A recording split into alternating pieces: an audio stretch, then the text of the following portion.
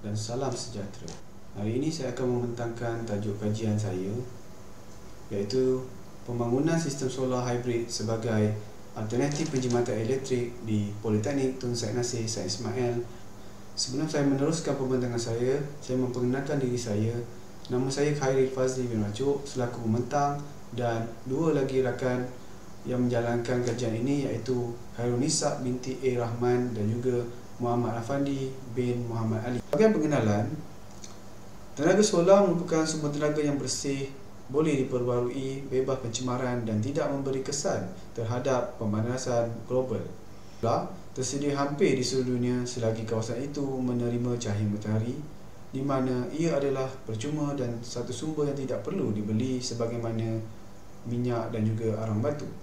PTSN mengambil langkah awal dengan menjalankan kajian dengan membangunkan sistem hybrid solar yang akan dipasang di 2 unit gazebo di PTSN.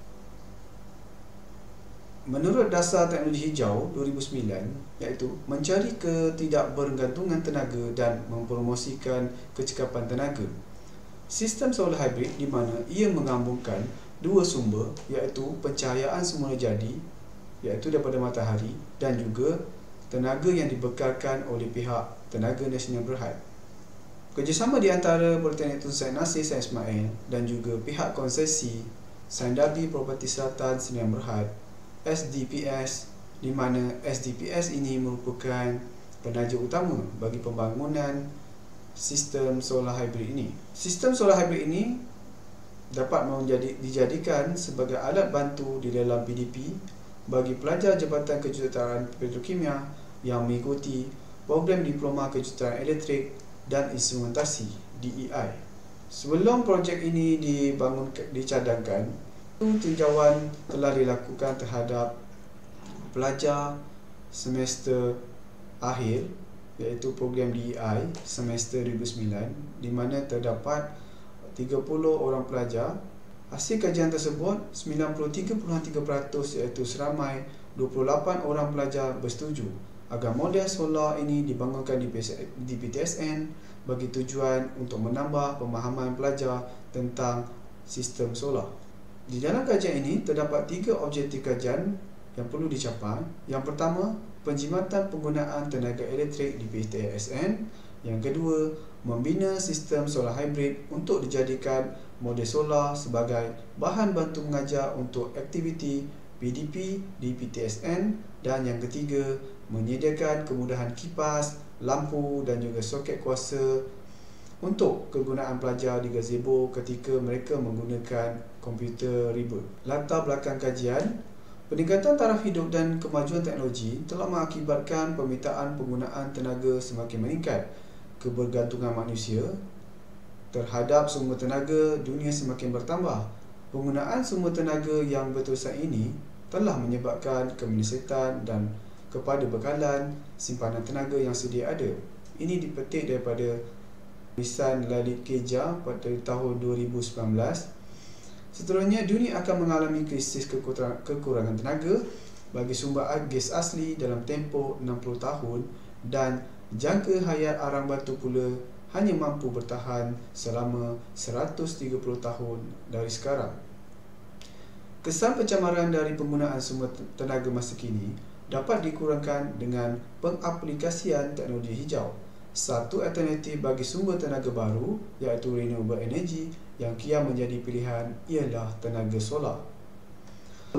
Penjinaan tenaga yang diperolehi dengan pemasangan PV, iaitu photovoltaic panel suria dalam pelbagai bentuk, di mana yang pertama, ia boleh dipasang dalam keadaan dipasang di atas bumbung dengan kadaran voltan rendah.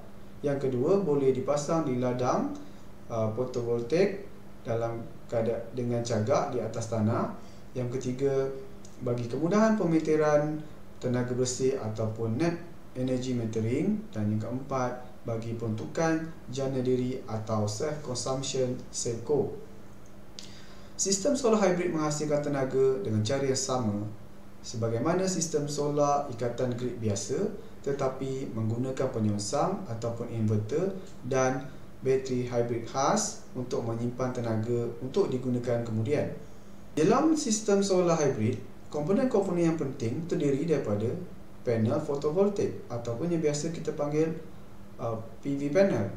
Yang kedua, dia perlu ada solar controller ataupun kawalan pengecasan. Dan yang ketiga adalah inverter iaitu penyengsang, di mana fungsi solar controller adalah untuk mengawal pengecasan sistem solar, dan juga fungsi inverter adalah untuk menukarkan arus terus kepada arus ulang-alik. Dan komponen yang ketiga adalah bateri itu sendiri sebagai fungsi penyimpanan tenaga, iaitu kita gunakan biasanya lead acid battery.